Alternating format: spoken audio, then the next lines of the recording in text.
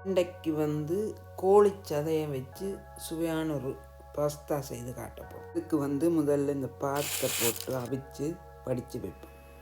கொஞ்சம் தண்ணி வச்சு உப்பையும் போட்டு அதுக்குள்ளே போட்டு அவிஞ்சோன்னா வடிச்செடுப்போம்.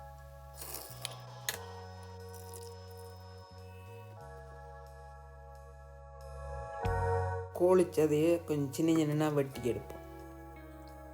இப்போ இதுக்குள்ளே கொஞ்சம் மஞ்சள் தூள், கொஞ்சம் உப்பு, கொஞ்சம் இஞ்சி உள்ளி பேஸ்ட்,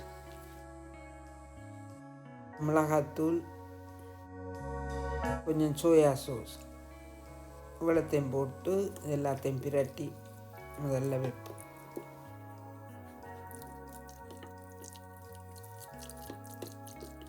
இப்போ ஒரு பாத்திரத்தில் கொஞ்சம் எண்ணெய் விட்டு பச்சை மிளகாய், வெங்காயம், கரோட் எல்லாத்தையும் போட்டு ஒரு சாதுவாக வதக்கி எடுக்குவேன்.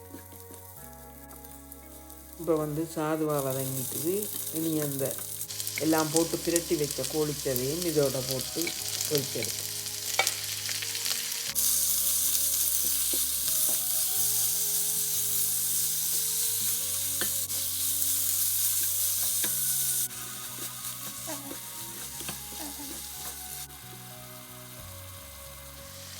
இதுக்குள்ளே நான் கொஞ்சம் குடமிளகாய் சின்ன வெட்டி போடுறேன். இது முதலே போடக்கூடாது, கரைஞ்சிடும்.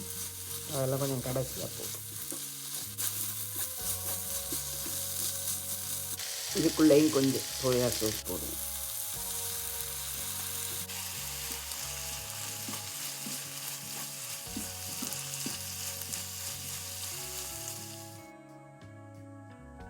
இப்போ இந்த பாஸ்தாவை போட்டு இதுக்குள்ளே எல்லாம் வடிவாக கிளறி போட்டு எடுத்தால் கோழி பாஸ்தா ரெடி.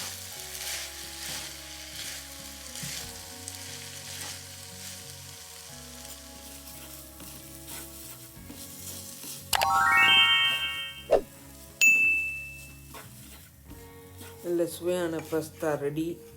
நீங்களும் இப்படி செய்து சாப்பிட்டு பாருங்க எப்படி இருக்குன்னு. நன்றி. அடுத்த வீடியோவில் சந்திப்போம்.